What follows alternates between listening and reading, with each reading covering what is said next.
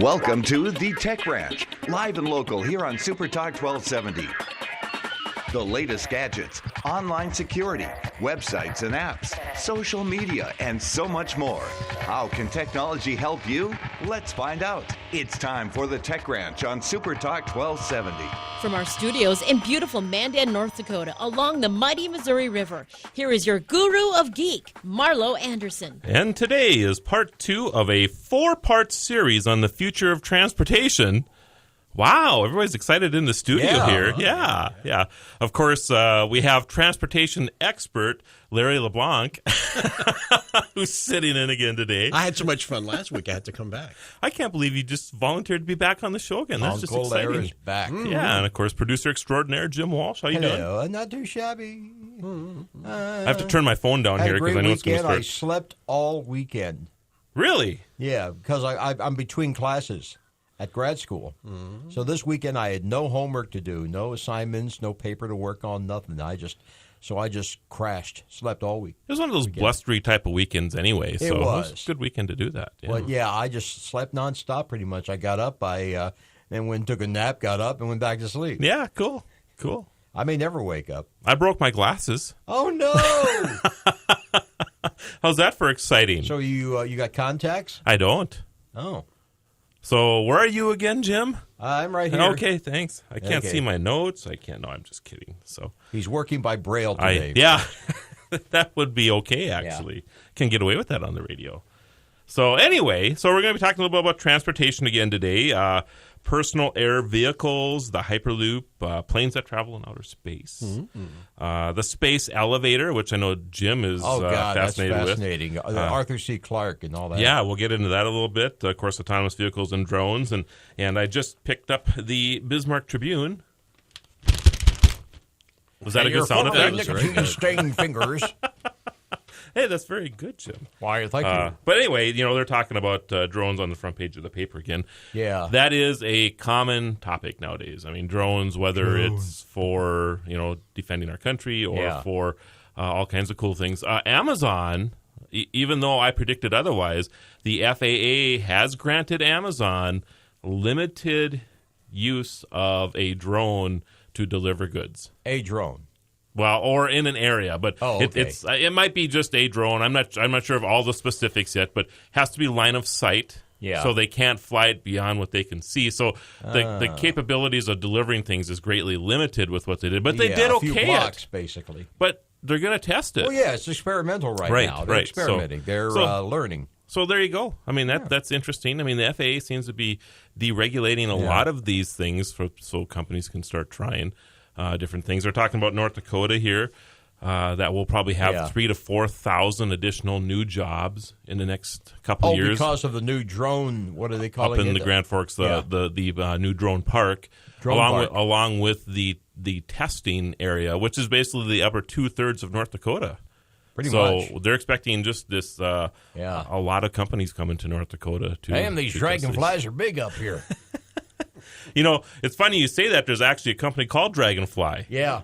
That actually produces drones, and there have been drones that look like dragonflies. Oh, yeah. That they're going to be using for spying and things. So. Snake doctors. Yeah. They'll just get smaller and smaller all the time. So, Larry, you're quiet.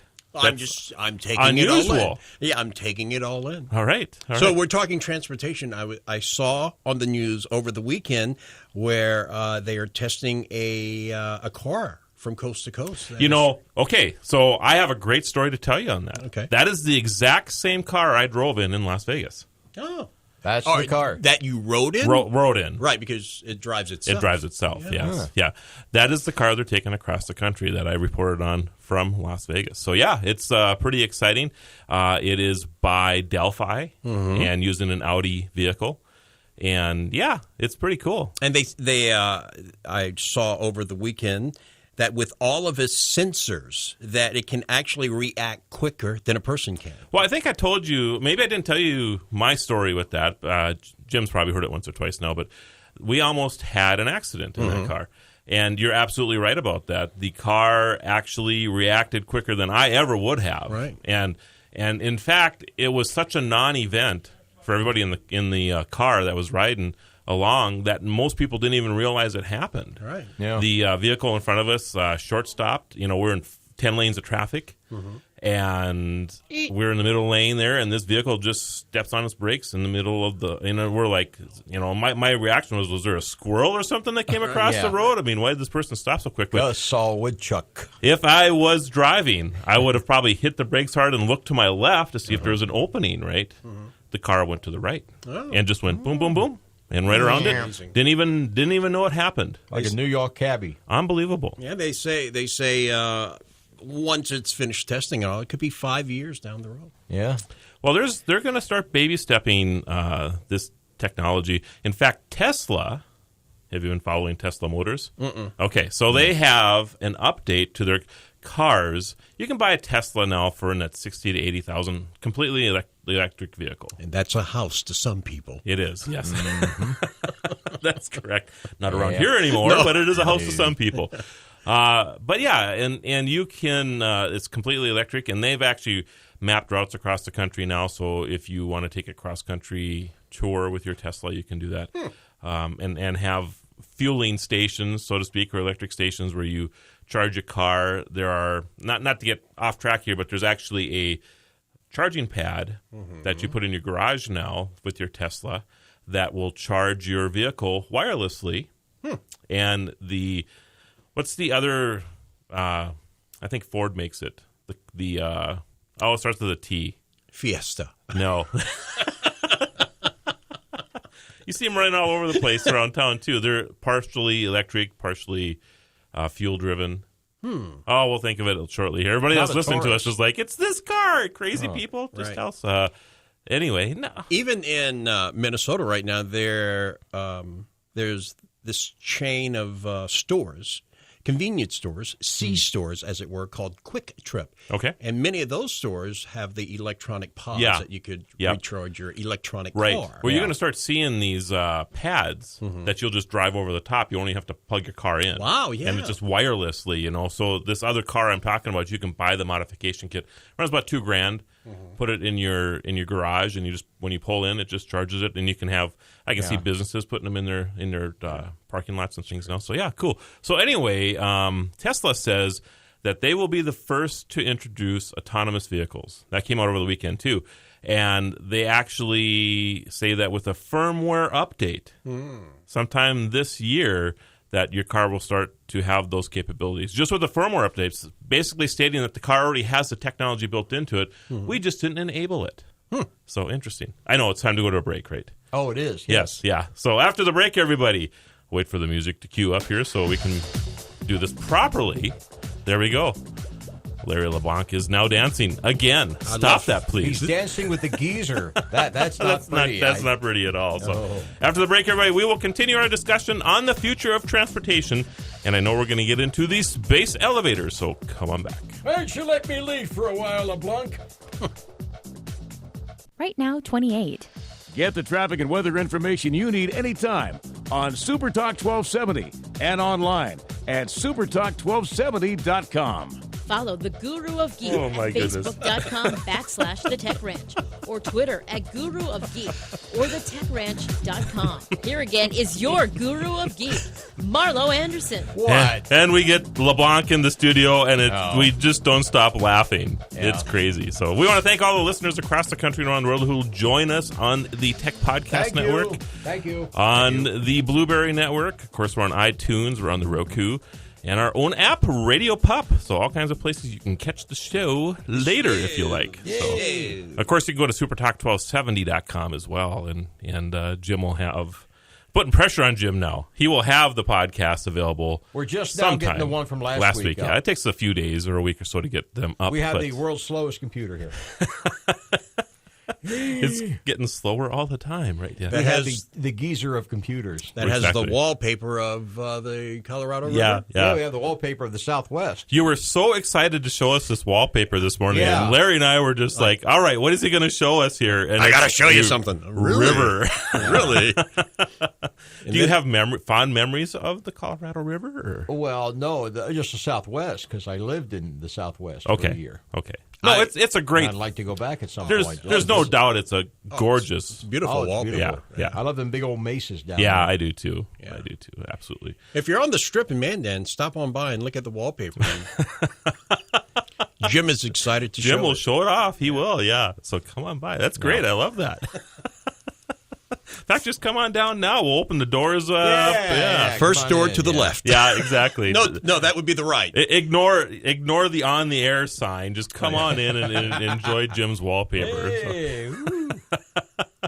So anyway, we're getting into I forget what we were talking about already. Larry, you're in the studio. That's We were exactly what talking about Tesla. That's right, Tesla. Tesla. So they're coming out with a firmware update to their cars, and supposedly sometime between now and 2016, and it'll actually turn on some of the autonomous capabilities of the car that's supposedly built into them already. Yeah.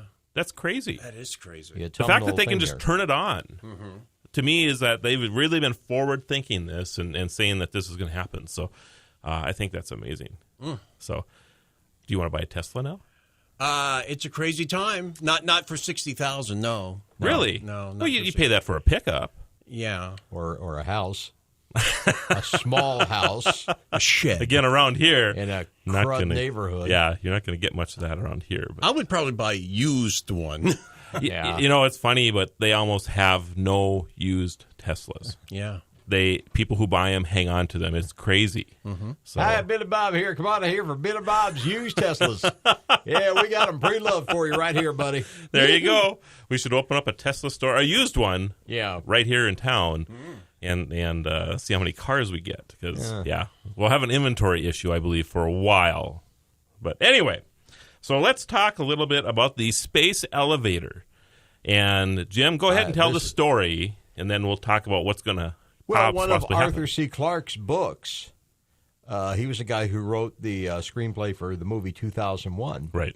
And he wrote this book about life in the future, in 1,000 years in the future, where people were living in these big space elevator type structures.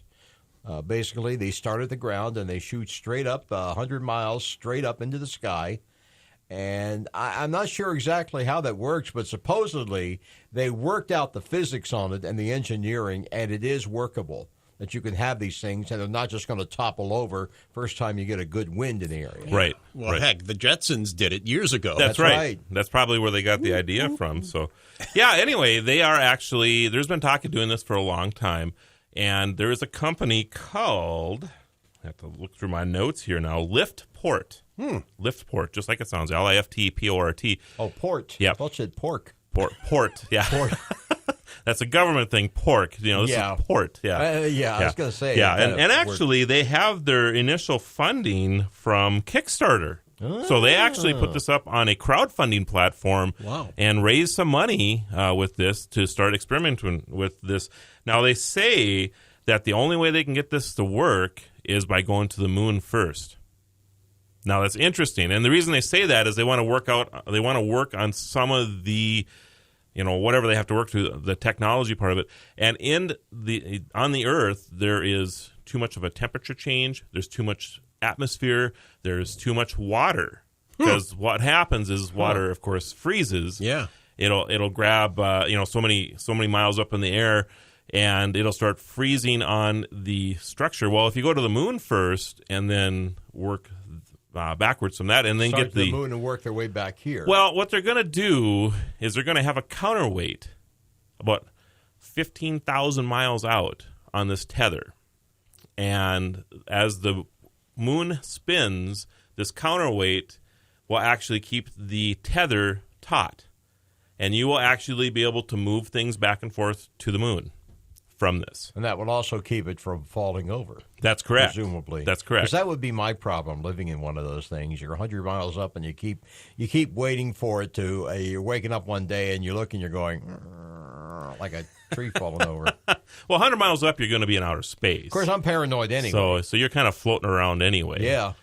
So this thing would tether the structure. And the first thing would be is that instead of using rockets to take things to space, that the space elevator would Right. move things in and out of space.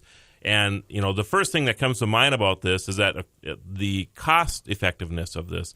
And then secondly, we have a lot of space junk in orbiting orbiting Earth right now. And in Right. fact, it is such a problem that they're actually thinking about deploying some type of space shuttle or whatever that has, I don't know how they're going to grab this stuff, but they want to float it around the atmosphere or around space, around orbit here, and grab the junk that's up there. Like a trash collector. Yes, exactly. Yeah. Because there's so much of it up there now, and they keep track. NASA tries to keep track of all of this stuff, but it actually is becoming such a problem that they can't even do a lot of launches because, first of all, you have the weather issue, and they got to have clear space. Right. Yeah.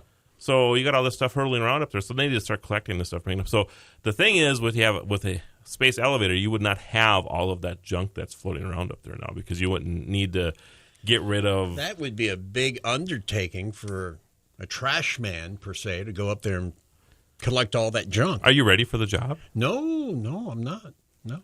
Well, I know they did some number crunching, and they figure it would be much more efficient for the space program to launch all of their manned and unmanned rockets and missiles and whatever to other planets from orbit. That's correct. Get the parts up there, Yep. then assemble them in orbit, and then launch them. Yep. It would be much more efficient than launching them from the ground here. Well, the amount of energy it takes to get out of our atmosphere is Bingo. huge. Yes. So, yes, you take that out. And, you think about it, I don't know what it costs to put a spacecraft in orbit, but it's got to be up there. Hundreds of millions of dollars, I'm sure. And, you would think that you could spend $100 million maybe or whatever it would take to build a space elevator. Yeah. Just throwing that out there. So it'd probably be a huge cost savings in the short term as well. And it would be tethered to To the Earth. to Earth. To Earth. That's correct. But they want to do it from the moon first Right. Yeah. to test it. Working backwards. if you Yeah. Working backwards. Yeah. So I can see someday when we're going to have a tether going from, That's right, Larry. You're going to have to climb one at a time. Junior, get off of that. Big old rope ladder. So, but the possibilities of this are huge, So, and then, you go along with that. We have planes that are now, or companies that are now wanting to build planes that will actually orbit.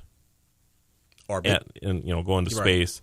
So if you're going to fly to Europe or whatever, you go into space first, and then you land at the airport on the other side, and you achieve much greater velocity when you go into a space where there is no atmosphere. Just saying. That's true. So, and no friction. Yep. So they talk about that, but you think about when you have re-entry with the space shuttle, or whatever. I mean, they're always showing how hot the tiles get, and they pop up and stuff. I don't know how they get beyond that. I just don't. But somebody smarter than me is going to figure it out, I'm sure. But they are working on this. They claim that there'll be huge cost savings as far as fuel goes as well. Because once you get up there, there's not a lot of fuel that you expend. And it'll be dramatically faster, no sonic booms. All right. So there's a lot of advantages. Probably to it. easier to come back down. Probably. Probably, Yeah. And we already fly in pressurized cabins. Right. Yeah. So that part of it isn't a big deal, I don't think. But Jim, don't jump! Don't do it! So I don't know. Would you fly in one if it went into space? I'm a daredevil. Yeah, I'd definitely do it. Really? How about you, Jim? No, I'd get good and drunk and then try it. Yeah. Well, I'm sure they'll probably serve some beverages on there. Oh, good. So, I hope so. yeah. How about the space elevator? Would you take the space elevator up and then meet a spacecraft on the other end of it? Yeah, I think I would. Really? Yeah. Really? Oh, yeah. I'm crazy like that. Interesting. As long as it's on time. Then you're okay. Right. This is like Amtrak. Jeez. No, if it's. I'm a daredevil, adventurous type of guy. I'd love that. Really? Yeah, I would definitely do that. Have you parachuted or anything along those lines? Skydive. Really? Yeah. So the guy that jumped off of the whatever that platform was with Red Bull a couple of years ago. Yeah. Did you watch that? Yeah, I did. Would you do that? I would. Yeah. Wow. Yeah. I would. That's pretty amazing. That's not a bunch of bull. No, I would definitely do that. I love that. Well, it gave him wings, obviously. We're going to have to figure something that Jim wouldn't do. He's okay at doing all that stuff, but put a spider in the room, and he's out of here like right now. So, I screamed like a little girl. So would there be more than one tether going up? well, I would imagine it would start, whatever country is going to, start it first. But there might be in the future some type of, it's going to have to be in a populated area because it would never fly. No, I'm putting quotation marks up now. No pun intended there. Type deal, And see, that brings up another question about air travel. I mean, you have all these tethers. Right. Go around the Right. tether. Yeah, I know. Yeah. That is a big issue, isn't it? Because you wouldn't want to actually fly into one. So you'd have to light it I and all wouldn't. that stuff. Jim, So, on the other Yeah, hand. on the other hand, would, yeah. All right, everybody, after the break, Miss Metaverse Kate Aquino will be joining us. So come on back. Right now, 28. Get the app called Radio Pup for your iPhone and take us everywhere you go. Bismarck and Mandan's own Super Talk 1270. We're back to the Tech Ranch. Stream this program now at supertalk1270.com. Here is your guru of geek, Marlo Anderson. And the conversation during the break continues to degrade. And we continue to laugh more and more all the time. So welcome back to the Tech Ranch, everybody. Larry LeBlanc in studio, along with the Tech Geezer. And, of course, our producer extraordinaire, Jim Walsh. Hi, how you doing? How are you? And so we're having a great time in studio. And, of course, joining us on the phone, Miss Metaverse herself, Katie Aquino. I'm back. Whoop, whoop. Hi, Katie. We're so excited to have you back. Hello. Yes, we have an awesome conversation today. Hi, We Tex, do. How are you? So you've actually done some research as opposed to the three of us who've done nothing but kibitz during the first half of the show today. Awesome. Okay, so we're just going to let you take it over, and we will ask you questions. So what's the first thing you want to talk about as far as the future of transportation? Well, I've been thinking a lot about autonomous cars, specifically because I'll be coming over to you guys soon in May Yes. for the Central North American Trade Corridor Association. And I have to tell you right now that Jim is so excited. He thought last week we said that you were going to be here this week, so he already made plans to be gone from the studio today so he could be on site with us during the show. So That's so funny. he's Yay! not All even right, blushing well, it's yet. gonna be really fun. I'm super excited. Yeah, we I'm should. so frustrated. And so is Jim. Jim's a barrow of monkeys. He's a lot of fun. Should be a lot of fun because we're actually going to broadcast live from the event that day, so should be a lot of fun. We'll have to actually, since we have the program director here in the studio, we should put you on the spot and say, do we get more time that day? Of course. Really? Yes. That's cool. We just have to figure out who's going to run the studio while we're on there, right? I mean, It's May 18th. We got a little time to work on it. what's an hour of Mary Who? Exactly. So anyway, Kate, don't mind us. You can be the serious part of the conversation here. Sure. Okay, so May 18th, All right, you are so going to yeah. be here in the Bismarck area talking about autonomous cars and that type of thing. And you're actually keynoting the evening of May 18th as well. So anybody who's interested can go to our website. And actually, why don't we just do this? Instead of throwing out that website, just go to Kate's website, which is what, Kate? Oh, it's futuristmm.com. So futuristmm.com. And I'm going to be posting up all the information about the big event, and I'm really excited to be doing this incredible presentation on autonomous cars. Cool. So give us a little glimpse as to what you're going to be talking about that night.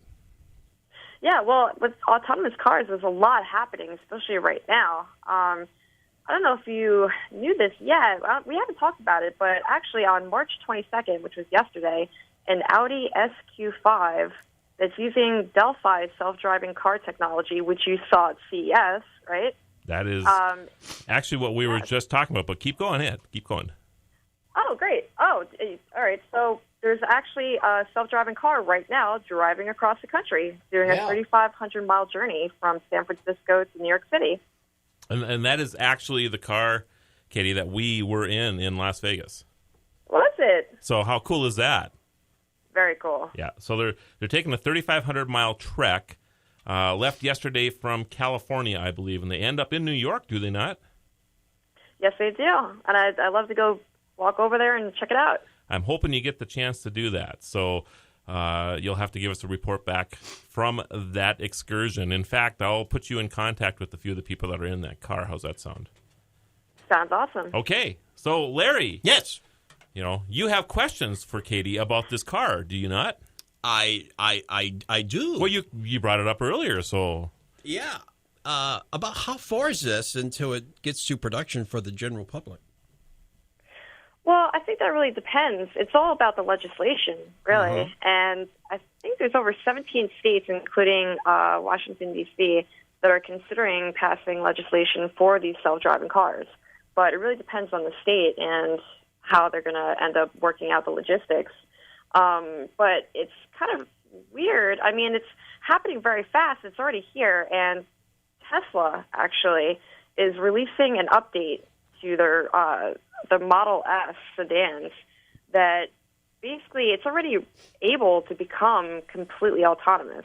And with the update, they could just make it autonomous and allow people to drive it just like that.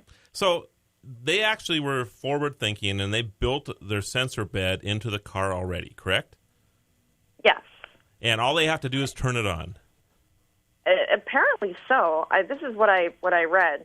And they said that with the update coming out in the next 3 months, it's basically saying that the software will allow drivers to not even be able to be in the driver's seat or even have to be in the car for it to drive or go to the destination. And what's also really cool about the update is that Tesla actually added this new feature. So whenever you plug in your destination or wherever you're going, the car will warn you that you're not going to make it on your trip, so you have to charge up your battery to a certain extent or fully for your trip, which I think is really neat because one of the things about these electric cars especially is, will I make it? What if I run out of battery? What if I need to be charged? And now they've made it pretty much foolproof that whenever you go to get in your car and go for a drive, the car is going to tell you you have to fill up and warn you that you need to charge your battery. So could you send the car out to pick up like a 6-pack of beer without you? That might be like the 2021 edition. or like call McDonald's and say pick something up at the drive-thru and send the car to pick it up. I would say that's actually coming. Absolutely. Because a lot of these places, besides just the drive-thrus might be a little tricky right now. Right. But I don't see any reason why, you go to your favorite. Most of these places have takeout service, right? I mean, when you go to Takey outy. Yeah, exactly right. And they have a couple parking spots for it. Why couldn't you do that? Huh.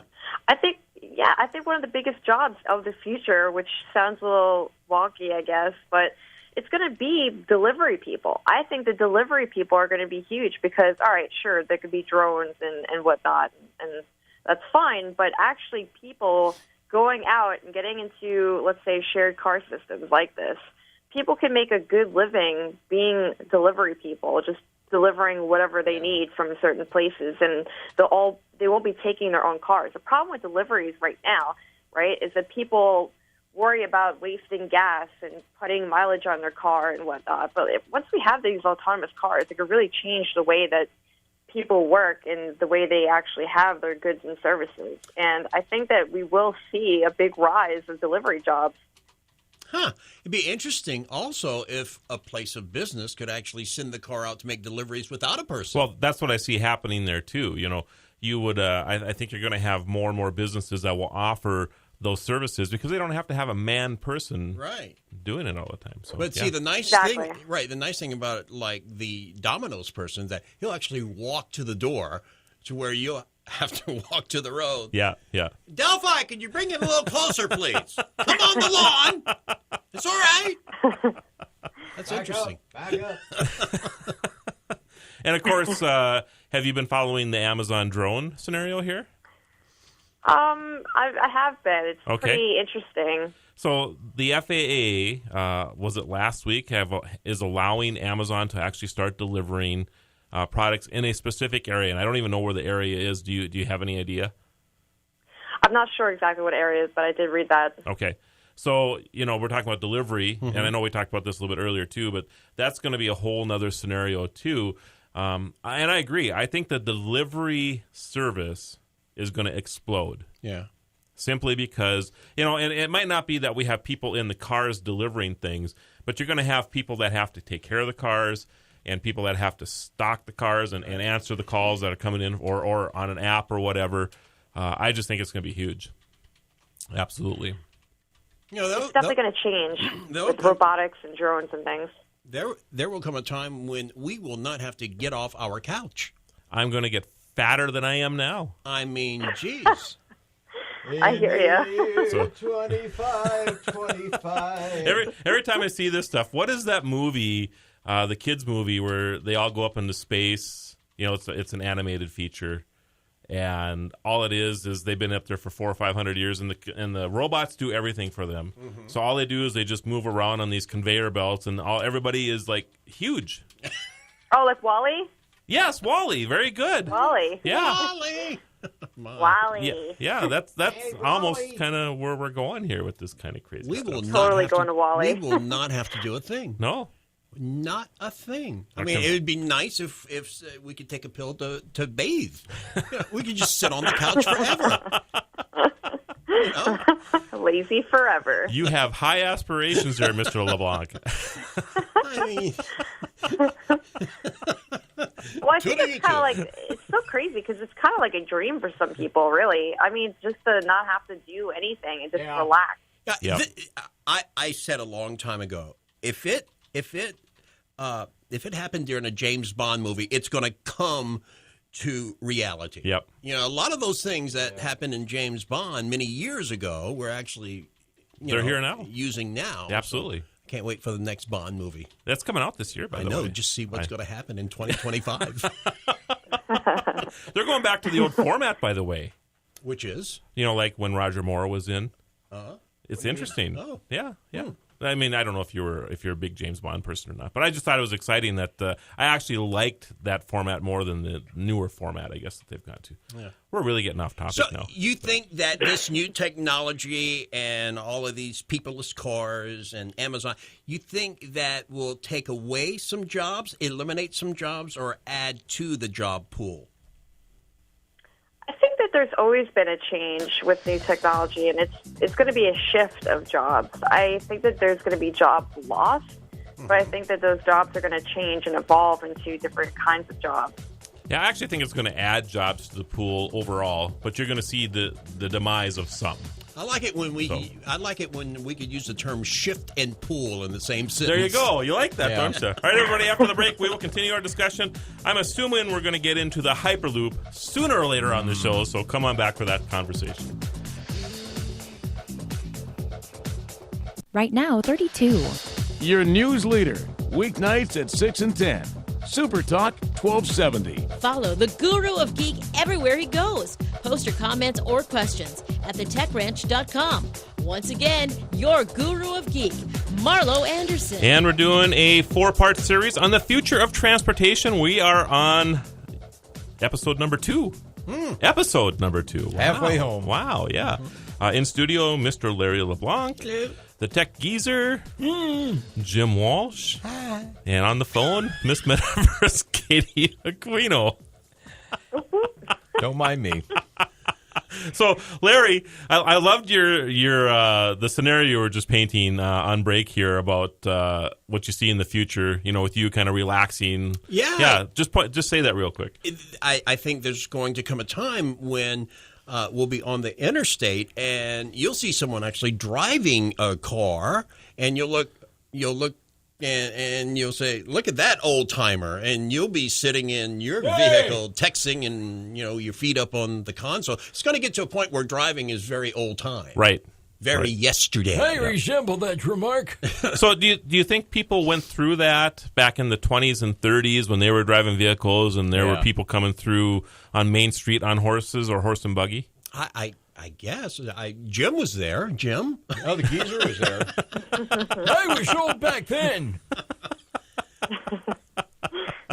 So horseless carriages. Man. Yeah, exactly. Look at them horseless carriages. Wow. So I really believe that we're going to I agree. I think in 10 years that's going to be, I won't say in 10 years that that'll be the norm when you're driving on the interstate, but there will be enough of them. Yeah. And 20 years from now, well, you think of the millennials. The millennials grew up with cell phones. Yeah. And computing devices in their hand. They've never known a world without it. They don't. They have no clue. Yeah. You know, a funny story about that. Scott Mann, one of our board ops here, we were doing a basketball game, and he had to call the guy at the game, and he kept calling me saying, "I keep dialing the number, but I just can't get through." He wasn't dialing the one because he grew up in a time where you didn't have to dial the one. You just dial the number. You just dial the number on a. But he was using a landline, right? You know, and it's just funny how just those little things are different. Yeah, it's amazing. All right, so let's get into the Hyperloop a little bit. I really want to get into a conversation about this. So, Kate, can you tell us a little bit about what the Hyperloop is? All right, so the Hyperloop is basically a concept. It's a futuristic transportation concept that kind of reminds me of the monorail at Disney, because it sort of looks like that, but it's not. It's basically what it is these tubes that will be lifted up in the air, right? Kind of like the monorail, how it's elevated up like that. And basically it'll allow you to travel up to 800 miles an hour. So it's a people transportation system that basically people have been talking about whether or not it can actually become a reality. But it's really exciting because it's actually becoming a reality. So just an observation with Larry here. You know, he's listening to you and making motions with his hands. Do you actually do this when you listen to the radio in the car as well? Yeah, pretty much. You need to have an autonomous vehicle, obviously. So 800 miles an hour, shooting through a tube. That's unbelievable. Yeah.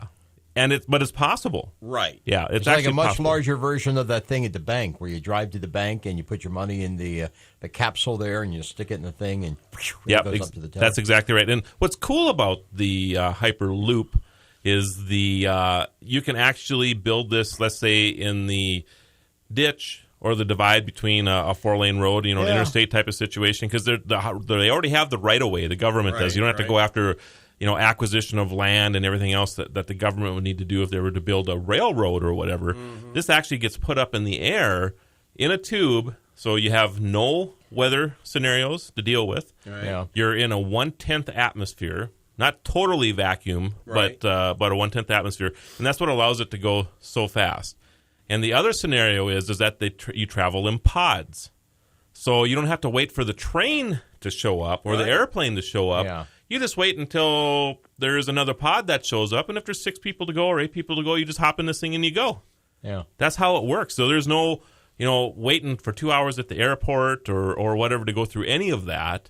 And they actually claim that it'll run probably about 50% less than what regular transportation runs right now. And there's even estimates that it's less than that.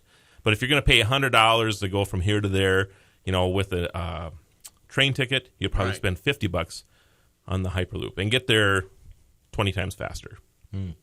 So exactly, and it was actually created and inspired by Elon Musk, who is the founder and CEO of Tesla and SpaceX.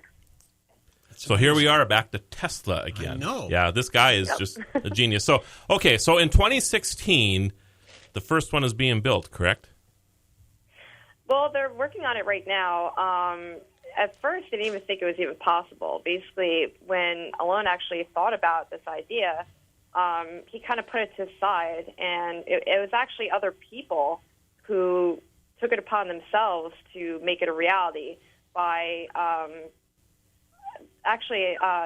this man called Dirk. His name is Dirk Ahlborn, and he's the CEO of Jumpstart Fund, which is a crowdfunding campaign website. Mm-hmm. And he was a person who actually took it upon himself to get involved with the project and help make it a reality. And now they're actually going to be bringing this company public, which I think will be even a bigger step towards making this actually a reality.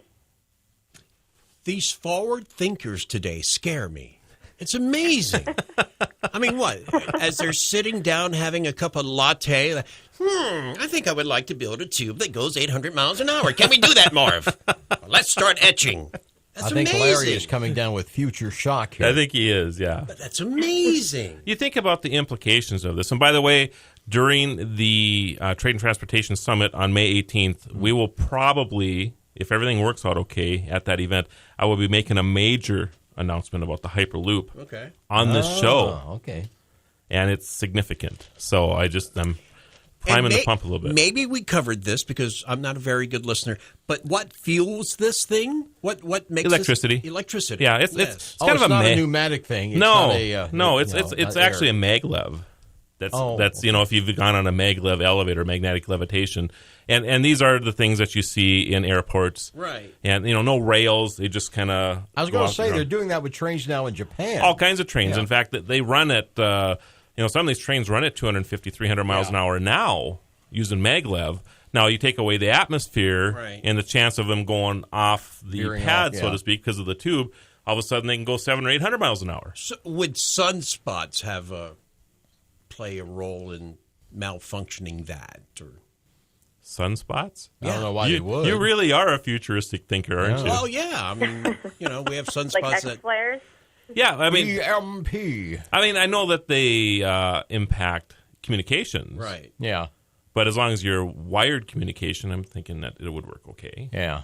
Well, this thing isn't wired, is it? Well, I mean, you got to have some type of communication in there, and I would imagine they'd probably wire something in there. And then I think about how drastic an accident would be. I mean, the catastrophe that would have. And people, I'll never. It's like when a plane crashes. Right. It doesn't happen often, but when it does, it gets everybody's attention. Right. Yeah. And I'm sure that this would happen. I mean, this would actually, I'm sure have the same type of implication. Right. But I think the safety protocols in this thing are substantial too, are they not, Katie?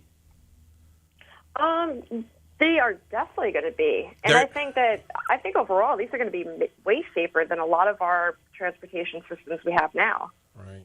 For sure. Well, I think go ahead.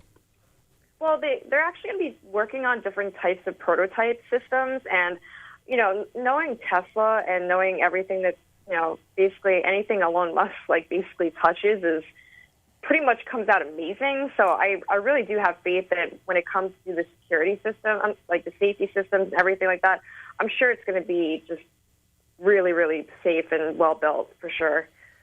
Well, I think one of the things, we think about trains and derailments. Mm-hmm. There's no chance of a derailment with this.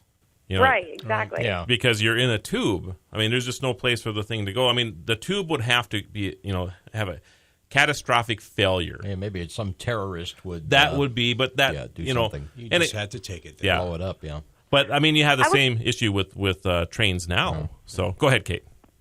I would actually compare this to theme park rides, actually, because versus different types of transportation we have today, I would compare this to more of a theme park ride because of the way it's going to be structurally built and just overall the way the systems are. You're getting into a pod. There's multiple pods coming one after the other. It's like that type of system where it's going to be pretty much streamlined. And I'm sure they're going to have to shut it down and work on it and whatnot, just like any other ride or whatever. But overall, I'm sure that the way it's going to be set up is definitely going to be safe. And I definitely think it's going to happen soon, too. I do see this happening within the next maybe 5 years. All right. Well, Ms. Metaverse, thank you so much for being on the Tech Ranch.